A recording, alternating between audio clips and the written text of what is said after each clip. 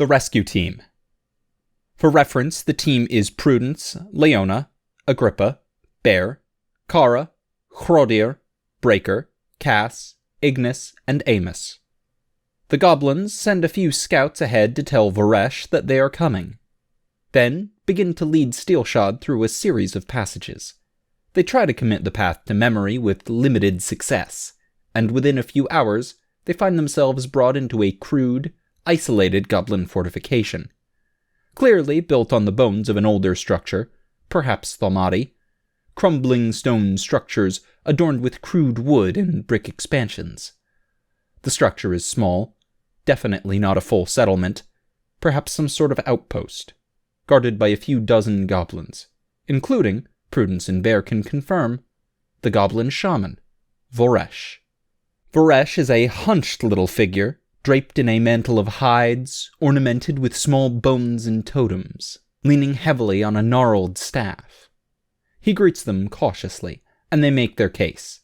They seek their friends, including the two humans that spared Varesh's life nearly a year ago, and they only have a quarrel with those that stand in their way.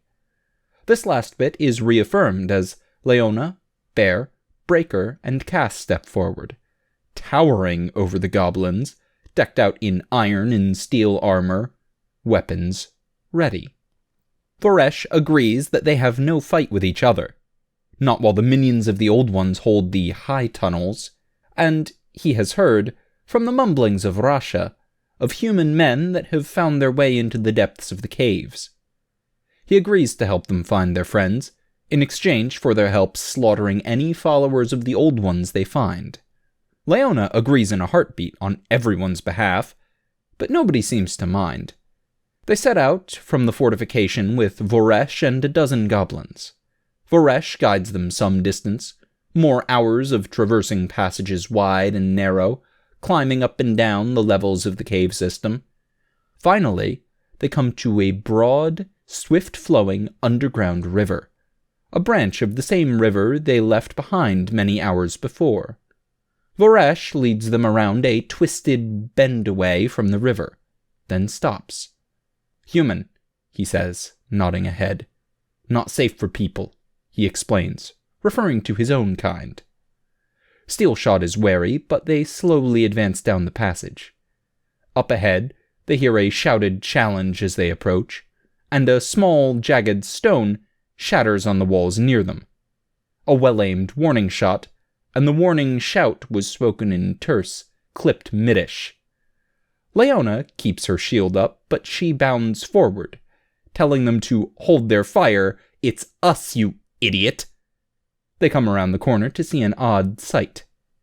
Scattered around the ground are a dozen or so fallen goblins, and up ahead, at the top of a high rock formation, stands Michel.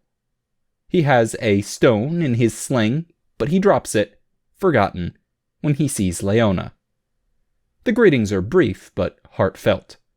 Atop the rocks with Michel is a knight serpentis, badly wounded, semi-conscious. Name of Omri. Michel tells them he has kept Omri alive as best he could in the hours, days, since they washed up nearby. Found by two different goblin patrols, Michel has held this little speck of high ground and watched over the serpentis, unsure of where to go or how to proceed, not willing to leave the man to die and unable to move him alone. Agrippa hastily scales the rocks and begins assessing Omri's wounds. Michel has only rudimentary medical training, and over the next few hours, Agrippa is able to do what Michel could not. Omri cannot walk unassisted and certainly can't fight, but he should live, and is safe to move. They regroup with Varesh and his guards. Varesh tells them that, as far as he can discern, the others are much further below, in the bowels of the cave, deep in the territory of the Old Ones. The Lost Party. For reference, this group is Alexander, Jorin, Elena, Hubert, Gunnar, Orson, Ben, Drengi, Miles, Quickly, Tiny, and Brother Luke. As one of the few lacking serious injuries, or just ignoring them, I'll admit I don't remember for certain, Jorin is still scouting ahead. He scaled up the walls of the great cavern, crossed a wide mouth that opens into a smaller cave. This cave is roughly cylindrical in shape, stretching high above and so low he can't make out the bottom. The chamber is just 100 feet across and sparingly illuminated by a few patches of the luminescent blue fungus.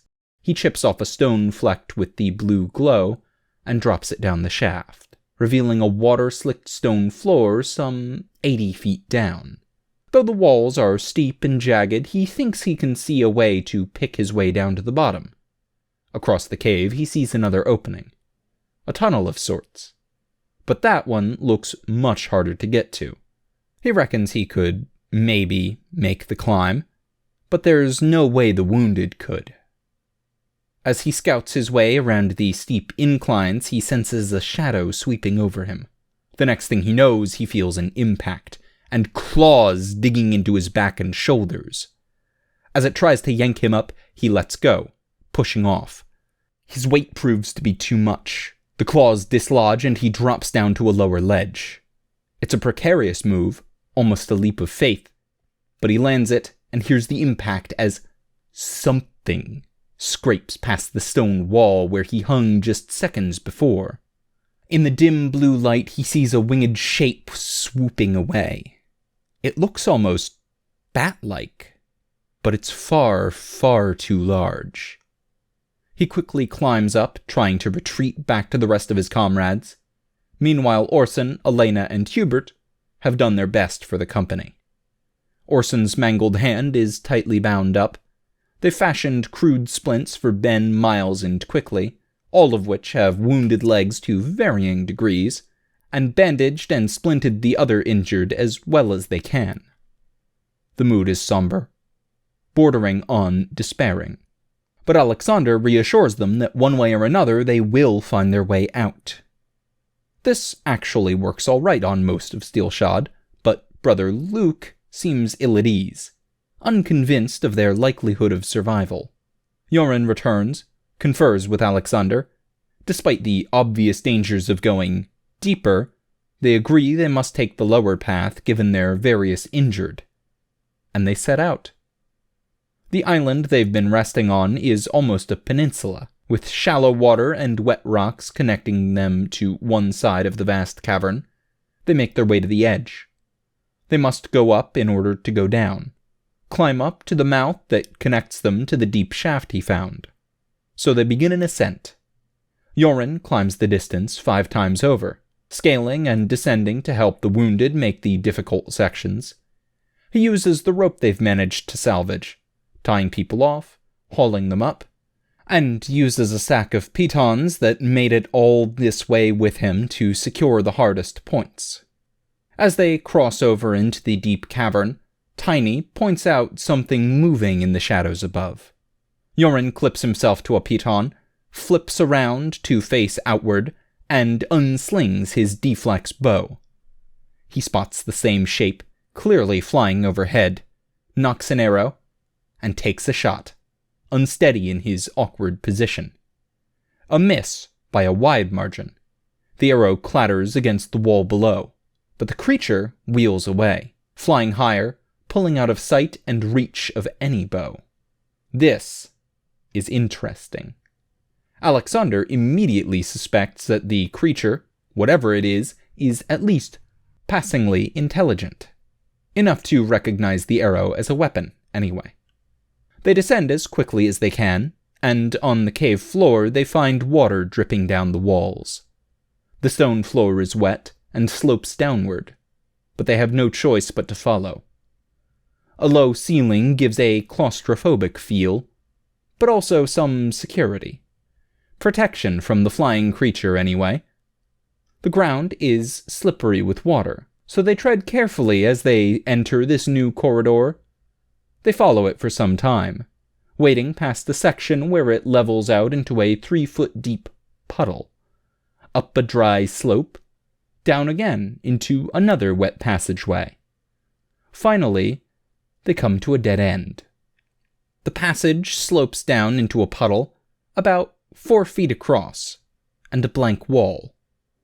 They're a few hours down this path, and know of no other path that does not require a hard climb, so they investigate it before turning around. The puddle, it turns out, is no puddle.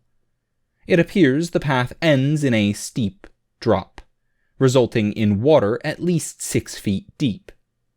Gunnar opts to submerge himself to investigate it further. He takes a breath, goes under, returns in a minute or so. There is a path, but it's fully submerged. No air that he can see. He is going to scout further. He's gone a frighteningly long time. 3 minutes. 5. 10. 15. Finally, he erupts out of the puddle, taking a great gulp of air. The path is long, with only a few air pockets he has found, where the ceiling is just high enough to press your face above the water and take a breath of stale air. But on the far side, he says, it opens into another vast cavern. Nervous looks are exchanged. But what else will they do? Where else will they go? One by one, they drop into the puddle. Gunnar promises to escort them every step of the way, taking them through in small groups. One of his early tiers gave him an ability sort of like Yoren's hotshot, but only for a water-related objective. He puts it to great use here, much as he did when he kept them alive in the river. The path is tense, terrifying. Each person traversing the path must hold their breath, swim swiftly, follow Gunnar's lead, and shimmy past a very narrow stretch, the hardest part of the tunnel. Hubert and Tiny particularly struggled due to their considerable girth. But, in the end, no one drowns, and they all emerge on the other side, soaking wet, bedraggled, and gasping for breath. Gunnar was right. They're in a vast cavern again, with only a few faint blue lights pulsing in far corners. Using a flask of oil and a few things Joran stowed in a watertight bag, they fashion a makeshift torch to illuminate their immediate surroundings. Though the ceiling is clearly 100 or more feet above them, straight ahead, they see something strange. The rough stone of the cavern gives way to a smooth-worked path, with smooth, seamless walls built of a single piece of stone, not bricks and mortar. It looks reminiscent of the main underpass road, all smooth stone and sharp angles, stretching into half a dozen paths ahead of them. As if this wasn't unsettling enough, they hear a rustling sound. They look up and see shadows flickering across the ceiling. Lots of them. Thank you for tuning in to Steelshod, a series by Mostly Rights, narrated by Tailforge. You can find every chapter in text format, as well as character sheets, setting information, maps, and rule documents on the Steelshod tabletop system in the link below. If you'd like to support the channel, you can pop down to the description and use the Patreon link for recurring donations, the PayPal.me link for one-time donations, the Teespring link for shirts with the incredibly cool background art by Nobody, or use the DriveThruRPG affiliate link the next time you're looking to try a new system. If you'd like to support the author, you can find Steelshod merch on the mostlyrights.com store, or donate to the Mostly Rights Patreon, which are both linked on reddit.com/r/mostlyrights down below.